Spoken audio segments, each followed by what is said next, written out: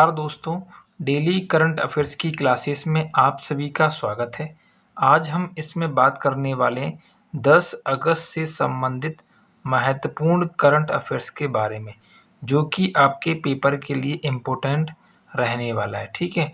और यदि आप इस पूरे करंट अफेयर्स की पीडीएफ चाहते हैं तो मैं डिस्क्रिप्शन बॉक्स में इसकी लिंक को आपके लिए प्रोवाइड कर दूंगा। और यदि आप हमारे चैनल पर नए हैं तो हमारे चैनल को सब्सक्राइब कीजिए और साथ ही साथ सबसे पहले वीडियो प्राप्त करने के लिए बेल आइकन को भी प्रेस कीजिए, ठीक है। तो चलिए स्टार्ट करते हैं हम आज के करंट अफेयर्स का वीडियो। सबसे पहला जो प्रश्न है आपके लिए कि हाल ही में आपदा प्रतिरोधी बुनियादी ढांचे के लिए गठबंधन, जिसे इंग्लिश में क्या बोलती हैं, CDRI नामक संगठन में कौन सा देश शामिल हुआ है? तो इसका जो सही उत्तर होगा वह क्या होगा, बांग्लादेश। हाल ही में क्या हुआ है, बांग्लादेश इस वाले संगठन में शामिल हुआ है, ठीक है। तो चलिए हम इस संगठन के बारे में कुछ महत्वपूर्ण बिंदुओं के बारे में जान लेते हैं, ठीक है। सबसे पहले इसका फुल फॉर्म क्या होगा? CDRI का जो संक्षिप्त रूप होता है वह क्या होता है, the coalition of for disaster resilient infrastructure, ठीक है। CDRI का प्रथम प्रस्ताव सबसे पहले प्रधानमंत्री नरेंद्र मोदी के द्वारा वर्ष 2016 में आपदा जोखिम न्यूनीकरण पर एशियाई मंत्री स्तरीय सम्मेलन के दौरान विज्ञान भवन नई दिल्ली में आयोजित किया गया था। तो देखिए, सबसे पहले आपको रिसेंटली क्या याद रखना है कि CDRI में शामिल रिसेंटली कौन हुआ है? तो उसका सही उत्तर क्या होगा, बांग्लादेश, ठीक है। अब ये CDRI बना कैसे है? तो सबसे पहले इसका क्वेश्चन पूछ सकते हैं कि इसका प्रस्ताव किसके द्वारा रखा गया था? तो इसका प्रस्ताव वर्ष 2016 में भारत के प्रधानमंत्री नरेंद्र मोदी के द्वारा विज्ञान भवन नई दिल्ली में रखा गया था। अब जब इसका प्रस्ताव रख दिया गया तो प्रस्ताव के बाद में वर्ष 2018 और 19 में जब CDRI की संकल्पना आयोजित कराई गई तो उसके पहले और दूसरे संस्करण में, इसको अपन क्या बोलते हैं, international workshop on disaster resilient infrastructure के पहले और दूसरे संस्करण में इसकी स्थापना की गई, ठीक है। आगे आपको इसमें जानना है कि प्रधानमंत्री नरेंद्र मोदी ने 23 सितंबर सन 2023 को संयुक्त राष्ट्र जलवायु के शिखर सम्मेलन, जो कहाँ पे आयोजित किया गया था, पेरिस में, अपने भाषण के दौरान CDRI एवं ISA लॉन्च किया था। CDRI तो यही है जो अपन पढ़ रहे हैं, और ISA क्या होता है, इंटरनेशनल सोलर अलायंस। तो संयुक्त राष्ट्र जलवायु शिखर सम्मेलन जो कि पेरिस में आयोजित कराया गया था, उसमें प्रधानमंत्री नरेंद्र मोदी ने वर्ष 2019 में इन दोनों को लॉन्च किया था, ठीक है। यह संयुक्त राष्ट्र एजेंसियों, निजी क्षेत्र, बहुपक्षीय विकास बैंकों और शैक्षणिक संस्थानों का एक अंतर्राष्ट्रीय संगठन है। कौन? CDRI, ठीक है। इसका प्राथमिक उद्देश्य क्या है कि बुनियादी ढांचे के जोखिम प्रबंधन, वित्त पोषण, मानकों और रिकवरी मैकेनिज्म के क्षेत्र में अनुसंधान और ज्ञान साझा करने को बढ़ावा देना। मतलब जब भी कोई डिजास्टर या घटना होती है तो ऐसी कंडीशन में आपस में सहयोग किया जा सके, तो उन सभी को यहाँ पे हमें सम्मिलित करके कार्य करना है। यदि इसमें आपसे पूछा जाए कि वर्तमान समय में इस संगठन में कुल कितने देश हैं, तो आंसर क्या होगा, 25 कुल देश इसमें शामिल हैं। साथ ही साथ 7 मुख्य अंतर्राष्ट्रीय संगठन भी इसके अंदर सम्मिलित हैं। तो पेपर के लिए आपको दोनों ही बातें इसमें याद रखना है, ठीक है। तो चलिए इसी में हम अब आगे बढ़ते हैं। अगला प्रश्न है आपके लिए कि हाल ही में हिमाचल प्रदेश के हस्तशिल्प हथकरघा निगम ने किस कंपनी के साथ में समझौता किया है? ऑप्शन में आपको दिया है गूगल, मिंत्रा, फ्लिपकार्ट या फिर अमेजोन। तो इसका सही उत्तर क्या होगा, फ्लिपकार्ट। तो हाल ही में क्या हुआ है, हिमाचल प्रदेश की जो सरकार है उसका जो हस्तशिल्प और हथकरघा निगम है उसने फ्लिपकार्ट के साथ में समझौता किया है। तो चलिए हम इनके बारे में कुछ बातें और जान लेते हैं। सबसे पहले जानते हैं हिमाचल प्रदेश के बारे में। तो राज्य का नाम क्या होगा, हिमाचल प्रदेश। इसकी राजधानी क्या है, शिमला, और इसकी दूसरी राजधानी क्या है, धर्मशाला। तो दोनों ही राजधानी आपको पेपर के लिए याद रखना है। यहाँ पर कुल राज्यसभा की सीट, लोकसभा की सीटें कितनी हुई? 4। इसका गठन कब किया गया था? 25 जनवरी सन 1971 में। यहाँ के राज्यपाल कौन है? राजेंद्र विश्वनाथ आर्लेकर। तो ये बात आपको याद रखना है। और यहाँ के मुख्यमंत्री जयराम ठाकुर। यहाँ का जो विधानमंडल है वह एक सदनी है, मतलब यहाँ पे केवल विधानसभा पाई जाती है, यहाँ पर विधान परिषद नहीं होती है, जिसमें सीटें कितनी हैं? 68। राज्यसभा की कुल सीटें कितनी हैं? यहाँ पर 3। यदि आपसे इसमें पूछा जाए कि हिमाचल प्रदेश की सीमा किन किन राज्यों से मिलती है, तो इसकी सीमा जम्मू कश्मीर एवं लद्दाख, पंजाब, हरियाणा एवं उत्तर प्रदेश और उत्तराखंड से मिलती है। तो ये तो होगा भारतीय राज्य जिनसे इसकी सीमा मिलती है। ये वाला कौन सा हो गया? केंद्र शासित प्रदेश।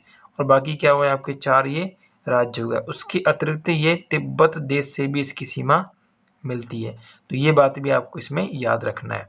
यदि बात करें फ्लिपकार्ट की, तो फ्लिपकार्ट कंपनी की स्थापना वर्ष 2007 में 2 IITian जो थे, सचिन बंसल और बिन्नी बंसल के द्वारा इनकी स्थापना की गई थी। और इसका जो मुख्यालय है फ्लिपकार्ट का वह कहाँ पर है? बेंगलुरु में। तो इतनी बातें आपको इसमें याद रखना है। चलिए अब हम आगे बढ़ते हैं इसी में। अगला प्रश्न है आपके लिए कि हाल ही में किस राज्य को ग्रामीण कनेक्टिविटी सुधार हेतु ADB एशियन डेवलपमेंट बैंक के द्वारा $300 मिलियन के ऋण की मंजूरी दी गई है? तो ऐसा कौन सा राज्य है? महाराष्ट्र। तो हाल ही में ADB बैंक के द्वारा $300 मिलियन का ऋण की जो मंजूरी है वह किसके द्वारा दी गई है? ADB के द्वारा। क्यों दी गई है? क्योंकि यहाँ पर ग्रामीण कनेक्टिविटी को ठीक करना है। ठीक है, तो चलिए हम दोनों ही के बारे में कुछ और बातें जान लेते हैं इसमें। सबसे पहले जानते हैं महाराष्ट्र के बारे में। तो राज्य का नाम क्या है? महाराष्ट्र। इसकी राजधानी क्या है? मुंबई। और इसकी शीतकालीन राजधानी क्या है? नागपुर।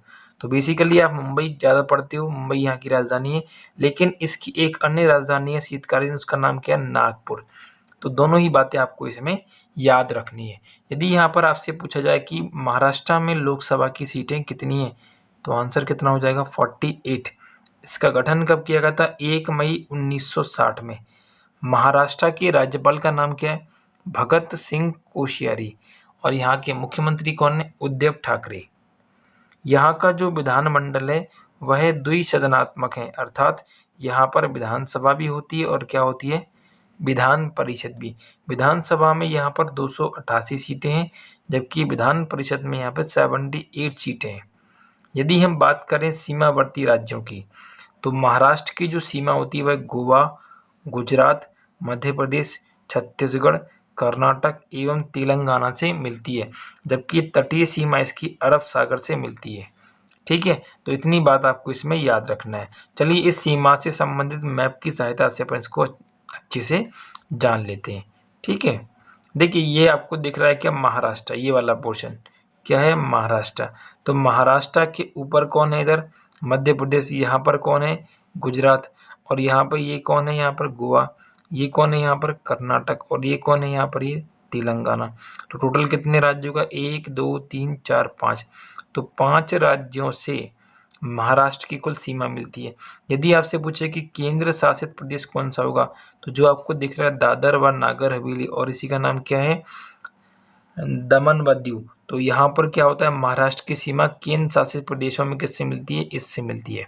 और यदि आपसे पूछे कि तटीय रूप से इसकी रेखा इसकी किससे मिलती है, तो ये आपका क्या? अरब सागर। तो तटीय सीमा इसकी मिलती है अरब सागर से। तो 3 टाइप की इसकी सीमाएं हो गई। 5 राज्यों से मिलती है, 1 केंद्र शासित प्रदेश से मिलती है और 1 तटीय रेखा से मिलती है। ठीक है, तो इतनी बात आपको इसमें याद रखनी है। चलिए अब हम इसमें आगे बढ़ते हैं। अब हम इसमें जान लेते हैं कि एशियन डेवलपमेंट बैंक क्या होती है। संस्था का नाम क्या है? एशियाई विकास बैंक, जिसे इंग्लिश में ADB एशियन डेवलपमेंट बैंक कहा जाता है। इसकी स्थापना 19 दिसंबर सन 1966 में की गई थी। इसको खोलने का उद्देश्य क्या है? कि एशिया के अंदर जितने भी देश हैं उनकी आर्थिक रूप से विकास किया जाए और उनकी समय समय पर सहायता की जाए। तो उसी के लिए इसकी स्थापना की गई थी। इसमें कुल कितने देश सदस्य हैं? तो वर्तमान में इसमें कुल 68 कंट्री हैं जो कि इसकी सदस्य हैं, जिसमें से 49 देश एशिया महाद्वीप के हैं, जबकि 19 अन्य के हैं। यदि आपसे पूछें कि जब एडीबी की स्थापना की गई थी 19 दिसंबर 1966 में, तो इसमें कुल कितने सदस्य देश थे? तो आंसर कितना होगा? 31। तो स्टार्टिंग में इसमें कुल 31 कंट्रीज थी और वर्तमान में कितनी हुई हैं? 68। और इसका मुख्यालय कहाँ पड़ता है? फिलीपींस के मनीला में। ठीक है, और इसके अध्यक्ष का नाम क्या है? मसत्सुगु असाकावा। ठीक है, तो ये बात भी आपको पेपर के लिए याद रखनी है। तो इतनी बातें आपको कम से कम इसमें याद रखना है। ठीक है, तो चलिए हम अगले क्वेश्चन की तरफ आगे बढ़ते हैं। अगला प्रश्न है आपके लिए कि हाल ही में केंद्रीय सामाजिक न्याय और आधिकारिक मंत्री डॉक्टर बीरेन सिंह ने कौन सा मोबाइल एप्लीकेशन लॉन्च किया है? तो कुछ 4 ऑप्शन दिए मैंने आपको, तो इन चारों में इसका सही उत्तर क्या होगा? पीएम दक्ष, प्रधानमंत्री दक्ष ऐप को हाल ही में केंद्रीय समाज न्याय और आधिकारिक मंत्री डॉक्टर बीरेन सिंह के द्वारा इसको लॉन्च किया गया है। तो पेपर के लिए इसको आप याद रखेंगे। ठीक है, चलिए अब आगे बढ़ते हैं अगले क्वेश्चन की तरफ। अगला प्रश्न है आपके लिए कि हाल ही में अमेजन इंडिया ने अपना नया फुलफिलमेंट सेंटर कहाँ शुरू किया है? तो ये जो फुलफिलमेंट सेंटर है भारत में, जो कि अमेजॉन इंडिया के द्वारा खोला जा रहा है, ये भारत के तेलंगाना राज्य में इसको स्टार्ट किया जा रहा है। ठीक है, तो ये बात आपको इसमें पेपर के लिए याद रखना है। ठीक है, चलिए अब आगे बढ़ते हैं। अगला प्रश्न है आपके लिए कि हाल ही में किस केंद्र शासित प्रदेश के उपराज्यपाल ने नई फिल्म नीति जारी की है? कौन सी चीज़ जारी की है? नई फिल्म नीति। तो ऐसा करने वाला जो केंद्र शासित प्रदेश है हमारा, भाई कौन सा है? जम्मू एंड कश्मीर। तो जम्मू कश्मीर के जो उपराज्यपाल हैं, उन्होंने हाल ही में घोषणा की है कि यहाँ पर नई फिल्म नीति का उद्घाटन किया जाएगा। ठीक है, तो इतनी बात आपको इसमें याद रखनी है। चलिए अब आगे बढ़ते हैं हम अगले क्वेश्चन की तरफ। अगला प्रश्न है आपके लिए कि हाईटेक खेती को बढ़ावा देने के लिए किस राज्य ने कृषि कर्ण योजना को शुरू किया है? तो कृषि कर्ण योजना को शुरू करने वाला भारत का कौन सा राज्य है? केरल। तो इस योजना को शुरू किसके द्वारा किया गया है? केरल सरकार के द्वारा इसको स्टार्ट किया गया है। तो इतनी बात आपको इसमें याद रखना है। चलिए अब आगे बढ़ते हैं हम। अगला प्रश्न है आपके लिए कि हाल ही में TRIFED ट्राइफेड ने अपना 34वां स्थापना दिवस मनाया है। तो यह किस दिन पड़ता है? तो यह जो दिवस आपसे पूछ रहे हैं 34वां स्थापना दिवस, यह मनाया जाता है प्रत्येक वर्ष 6 अगस्त को। तो 6 अगस्त को हाल ही में TRIFED ने अपना 34वां स्थापना दिवस मनाया है। तो चलिए इसके बारे में कुछ बिंदु जान लेते हैं अपन। यदि आपसे पूछे कि इसका संक्षिप्त नाम क्या होता है, फुल फॉर्म, तो TRIFED का फुल फॉर्म क्या हो जाएगा? Tribal cooperative marketing development federation of India limited. तो ये तो हो गया इसका फुल फॉर्म। हिंदी में इसका नाम क्या होता है? भारतीय जनजातीय सहकारी विपणन विकास परिसंघ है। ठीक है, इसकी स्थापना कब की गई थी? 6 अगस्त 1987 को। और 6 अगस्त 2021 में इसकी कौन सी वो बनाई जा रही है? 34वीं। ठीक है, 34th वाली। ठीक है, यदि आपसे पूछे इसका मुख्यालय कहाँ पर है, तो इसका मुख्यालय है दिल्ली में। ठीक है, इसको खोलने का उद्देश्य क्या है कि लघु वनों का उत्पादन किया जाए या उनको लगाया जाए और उनका विकास किया जाए, साथ ही साथ में खुदरा विपणन और विकास को भी ध्यान में रख के काम किया जाए। यदि आपसे पूछें कि इसके अध्यक्ष कौन है, तो रमेश चंद्र मीना जी इसके कौन है? वर्तमान में अध्यक्ष हैं।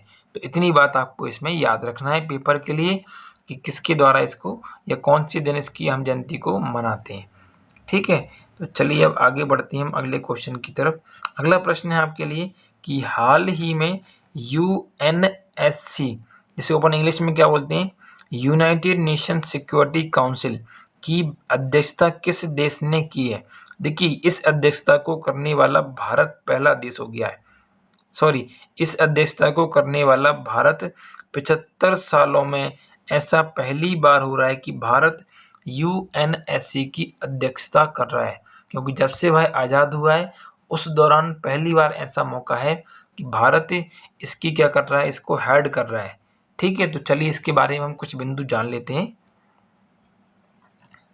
तो इसके जो कुछ महत्वपूर्ण बिंदु हैं पेपर के लिए, सबसे पहले क्या है, यूएनएससी 2021 की बैठक की अध्यक्षता भारत के प्रधानमंत्री नरेंद्र मोदी ने वर्चुअली वीडियो कॉन्फ्रेंस के द्वारा की। मतलब ये यहाँ पर गए नहीं है, अपने अपने स्थान पर बैठकर वर्चुअली वीडियो के रूप से वीडियो कॉन्फ्रेंस के जरिए इस बैठक को आयोजित कराया गया। ठीक है, भारत ने 1 अगस्त को फ्रांस से यह जिम्मेदारी ली थी। यदि आपसे प्रश्न पूछा जाए कि हमको इसकी अध्यक्षता दी गई है भारत को, तो ये अध्यक्षता में किससे मिली है, फ्रांस से। तो इससे पहले ये अध्यक्षता किसके पास थी, फ्रांस के पास।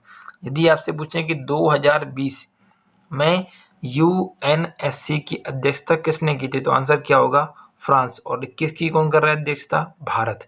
ठीक है, तो ऐसा देखिए यहाँ पर कि 75 सालों में पहली बार ऐसा कोई भारतीय प्रधानमंत्री है जो कि यूएनएससी की किसी बैठक की अध्यक्षता करेगा। ठीक है, तो बहुत बड़ी बात है हमारे लिए ये। आगे देखिए, भारत यूएनएससी का अस्थायी सदस्य है, मतलब इसका ये परमानेंट जो सदस्य होता है वो यहाँ पर इसका नहीं है, मतलब परमानेंट मेंबर नहीं है, अस्थायी रूप से है। ठीक है, यदि इसमें पूछा जाए कि यह भारत का कौन सा कार्यकाल है, तो ये भारत का अभी तक का कुल 7वां कार्यकाल है। ठीक है, तो चलिए कुछ और बिंदु जान लेते हैं हम इसी में। कुछ और महत्वपूर्ण बिंदु है इसमें आपके कि यूएनएससी का संक्षिप्त नाम क्या है, तो संयुक्त राष्ट्र सुरक्षा परिषद इसका पूरा नाम है। इसकी स्थापना 24 अक्टूबर 1945 को की गई थी और इसका मुख्यालय न्यूयॉर्क यूएसए में पड़ता है। यहाँ पर कुल देशों की संख्या बात करें तो कुल कितने सदस्य हैं यहाँ पर, 15, जिसमें से 5 आपके स्थायी देश हैं और 10 कैसे देश हैं, आपके अस्थायी देश हैं। ठीक है, यदि आपसे पूछें कि इसका उद्देश्य क्या है, उसको बनाने का उद्देश्य क्या है, इसको बनाने का मुख्य उद्देश्य क्या है कि अंतर्राष्ट्रीय शांति और सुरक्षा को बनाए रखना, कि अंतर्राष्ट्रीय स्तर पर अलग अलग देशों में शांति बनी रहे और उनकी सुरक्षा बना रहे। तो उसको ध्यान में रख के इसको स्थापित किया गया था 1945 में। ठीक है, इस ग्रुप को विश्व का सिपाही भी कहा जाता है, पेपर के लिए याद रखना, इंपॉर्टेंट पॉइंट है। ठीक है, संयुक्त राष्ट्र संघ के मुख्य रूप से 6 अंग होते हैं, कौन कौन से, सुरक्षा परिषद, अंतर्राष्ट्रीय न्यायालय, महासभा, सचिवालय और आर्थिक और सामाजिक परिषद, और अंत में है न्यायसिता परिषद। तो ये भी बात आपको याद रखना है कि यूएनएससी में कुल कितने अंग हैं राष्ट्रों के, तो आंसर कितना हो जाएगा, 6 इसमें राष्ट्रों के अलग अलग अंग आपको दिए गए हैं। ठीक है, तो इतनी बात आपको इसमें याद रखना है। ठीक है, तो चलिए अब आगे बढ़ते हैं अपन इसी में। यदि आपसे पूछें यूएन के बारे में भारत को लेकर, तो पहली बार भारत यूएन में अस्थायी सदस्य के रूप में 1950-51 में चुना गया था। यदि आपसे पूछें पहली बार कब चुना गया, तो 1950-51 भारत इसमें पहली बार इसमें अस्थायी सदस्य के रूप में चुना गया था। यदि हम इसी में आगे बढ़ें कि 1967 और 68 में फिर हमें ये मौका मिला, फिर बाद में कब मिला, 72 और 73 में, फिर 77 78 में, उसका 84 85 91 92 में। तो ऐसे करके भारत लगभग इसमें 6 बार, लगभग कितनी बार, 6 बार इसका अस्थायी सदस्य बन चुका है। लेकिन ये इस बार कौन सा है, 2021 से लेके 22 तक, कौन सा वाला, अब भारत जनवरी 2021 से दिसंबर 2022 तक 2 वर्षों तक के लिए यूएनएससी का अस्थायी सदस्य बना रहेगा। ठीक है, तो ये बात आपको इसमें याद रखना है। यदि बात करें यूएनएससी में सदस्यों की संख्या की, तो यहाँ पर कुल कितने देश हैं सदस्य, 15। कितनी कंट्री यहाँ पर सम्मिलित हैं आपकी, 15। 15 में से 5 देश ऐसे हैं जो इसमें परमानेंट मेंबर हैं, सदस्य कैसे हैं, स्थायी सदस्य। कौन कौन से, अमेरिका है, रूस, ब्रिटेन, फ्रांस और चीन। ये 5 सदस्य ऐसे हैं जो कि यूएन के परमानेंट मेंबर हैं, जबकि 10 अन्य अतिरिक्त अस्थायी सदस्य हैं जिनका चुनाव हर 2 साल में 2 वर्षों के लिए किया जाता है। मतलब जो 2 साल के लिए बनते हैं आने वाले, तो उनको कहा जाता है अस्थायी सदस्य। तो इतनी बातें आपको इससे संदर्भ में याद रखना है। ठीक है, तो चलिए हम आगे बढ़ते हैं। कल मैंने आपसे क्वेश्चन पूछा था, क्योंकि हम इसमें बात करने वाले हैं कल की वीडियो के क्वेश्चन का आंसर। मैंने आपसे पूछा था किस राज्य की पुलिस के द्वारा महिलाओं की सुरक्षा हेतु पिक प्रोटेक्शन नामक प्रोजेक्ट को लॉन्च किया गया है। तो इसका सही उत्तर क्या होगा? केरल। तो केरल राज्य के द्वारा हाल ही में इस प्रोजेक्ट को लॉन्च किया गया है। तो ये बात आपको पेपर के लिए याद रखनी है। चलिए हम आप जान लेते हैं आज का क्वेश्चन क्या है आपके लिए। तो आज का क्वेश्चन कि भारत ने टोक्यो ओलंपिक 2020 में कुल कितने पदक जीते हैं? तो कमेंट करके आपको इसका आंसर करना है और बताना है कि इसका सही उत्तर क्या होगा। ठीक है, चलिए अब हम तो आज के लिए हम एक काम करते हैं, इतना ही रहने देते हैं। मिलते हैं हम एक अगली नए करंट अफेयर्स की वीडियो में। और यदि आपने हमारा चैनल सब्सक्राइब नहीं किया है तो चैनल को सब्सक्राइब कीजिए और बेल आइकन को प्रेस कीजिए। साथ ही साथ इस करंट अफेयर्स की कंप्लीट पीडीएफ आपको डिस्क्रिप्शन बॉक्स में दे दी जाएगी। ठीक है, तो थोड़ा धैर्य रखिए, एक दिन में मैं इसको आपको बना के दे दूंगा। ठीक है, तो मिलते हैं अगली वीडियो में। तब तक के लिए नमस्कार, धन्यवाद।